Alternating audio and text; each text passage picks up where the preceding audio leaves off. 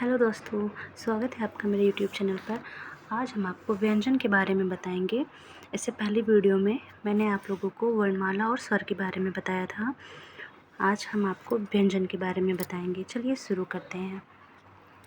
व्यंजन किसे कहते हैं? वे वर्ण जो स्वर की सहायता से बोले जाते हैं उन्हें व्यंजन कहते हैं। ठीक है। और ये इम्पॉर्टेंट पॉइंट है, जैसे अंगा और ढा, ये उत्क्षिप्त व्यंजन है।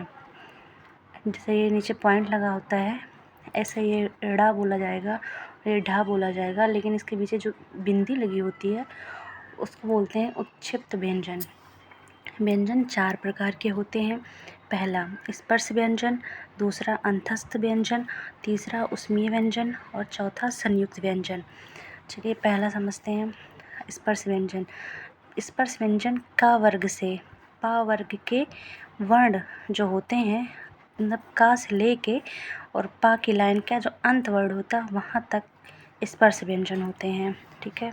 स्पर्श व्यंजन के प्रत्येक वर्ग का 5वां वर्ण जो होता है वो अनुनासिक होता है। मतलब का, खा, गा, अंगा जो होता है लास्ट का, उसके सीधी लाइन 5वीं वाली जो होती है वो अनुनासिक वर्ण होता है। ठीक है। उसके बाद आता है दूसरा नंबर अंतस्थ व्यंजन, जैसे या, रा, ला, वा। और तीसरा आता है ऊष्मीय व्यंजन। ऊष्मीय व्यंजन जैसे सा, सा, हा। ठीक है।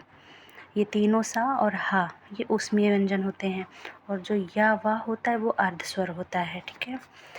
चौथा आता है संयुक्त व्यंजन। संयुक्त व्यंजन जैसे छा, त्रा, ज्ञ और स्रा। छा शब्द आधा का और सा से मिलके बना है। त्रा शब्द आधा ता और रा से मिलके बना है। और ज्ञ शब्द आधा जा और इया से मिलके बना है। और स्रा जो श्रमिक में या श्रम में लिखते हैं ना, जैसे कि श्रम लिखते हैं तो श्रम में जो स्रा लगता है वो होता है स्रा, वो आधा सा और रा से मिलके बना होता है। ये हो गए 4 प्रकार। ठीक है।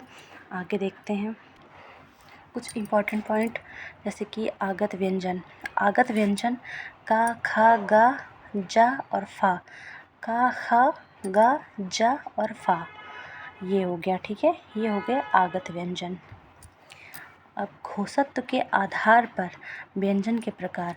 घोषत्व के आधार पर व्यंजन के 2 प्रकार होते हैं, एक अघोष, दूसरा घोष या सघोष। ठीक है। अघोष क्या होता है हम आपको बताते हैं।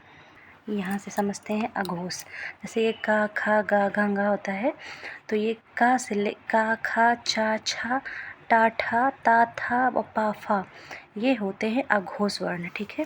अघोष वर्ण जो होते हैं, ये का, खा, चा, छा, ये आगे की 2 लाइन होती हैं। ये 5 लाइन जो हैं, इसके 5 लाइन के जो आगे के 2 वर्ण हैं वो हैं अघोष।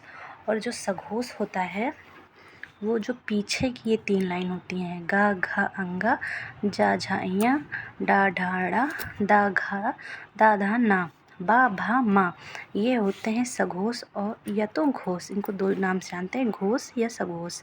ठीक है। तो मैंने अभी आपको आगे पेज पे समझाया है अघोष और सघोष। ठीक है। घोष जैसे सा ये होता है। ठीक है। और जैसे 1 और 2, 1-2 लाइन जो होती है ना, का, खा, गा वाली, उसके पहली 2 लाइन और सघोष के पीछे की 3 लाइन जो ऊपर से नीचे तक होती है वो हो गई सघोष। ठीक है। यूँ समझ लें कि आगे जैसे आगे की 2 लाइन होंगी अघोष और पीछे की 3 लाइन, 3, 4, 5 वाली लाइन वो हो गई सघोष। प्राण वायु के आधार पर व्यंजन के 2 भाग होते हैं, 2 प्रकार होते हैं। पहला अल्प प्राण, दूसरा महाप्राण। अल्प प्राण में जैसे 1, 2, 3, 1 मिनट आपको आगे समझाते हैं। अल्प प्राण में देखेंगे तो जैसे अल्प प्राण का नंबर होता है 1, 3, 5। का वाली लाइन, गा वाली लाइन और अंगा वाली लाइन, ये हो जाएगा अल्प प्राण। ये वाली लाइन, ये गा वाली लाइन और ये वाली लाइन, ये हो गया अल्प प्राण। ठीक है। और महाप्राण की जो लाइन होगी वो होगी खा वाली लाइन और घा वाली लाइन, ये होगी। जैसे इसको बोलने में खा, घा, इसमें महाप्राण निकलता है ना, थोड़ा सा टाइम लगता है। तो ये हो गया अल्प प्राण और महाप्राण, समझ आ गया होगा आप लोगों को। ठीक है, अब उच्चारण स्थान अगर देखें तो का वर्ग जैसे कंठ से जो बोले जाते हैं, छा वर्ग वो तालव्य तालु से बोले जाते हैं, टा वर्ग मूर्धन्य जो मुंह से बोले जाते हैं, ता वर्ग दंताभि जो दांत के सहायता से बोले जाते हैं, पा वर्ग जो ओंठ से बोले जाते हैं। जैसे कि हम यहाँ फिर से समझते हैं कंठ से बोलने वाले, जैसे अगर हम बोलेंगे तो का बोलेंगे तो गले से आवाज़ आएगी, है ना। का, खा, गा, घा, अंगा। आप भी ट्राई करिए, अगर आप बोलेंगे तो ये का वाली लाइन बोलेंगे तो ये गले से आवाज़ आएगी का करके, का, खा। वही अगर अभी चा वाली लाइन पढ़ेंगे तो वो तालू से आएगी भी, चा। अभी तालू का अगर सहायता ना लें तो आप चा, छा, जा ऐसे नहीं बोल पाएंगे, है ना। तो ट्राई करिए, चा, छा, जा, झा, इया। ठीक है, ये हो गई तालव्य तालु से बोलने वाला। ये हुआ मूर्धन्य, टा, ठा। अभी जैसे अब मुँह का भी जैसे ना लें सहायता तो ये टा, ठा, डा, ढा, ण ये आप नहीं बोल पाएंगे, है ना। तो ये मुंह से बोला जाता है मूर्धन्य। दंतव्य, दंतव्य जो ऐसे ता बोलेंगे तो बिना दांतों की सहायता से हम नहीं बोल पाएंगे ता। अभी आप चेक करिए बोल के, दंतव्य से ता, था, दा, धा, ना। ठीक है, उष्टस से अभी बिना ओठ की सहायता से हम पा वाली लाइन नहीं बोल पाएंगे।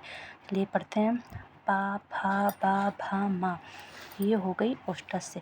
ठीक है, तो ये 5 तरह से हम बोलते हैं।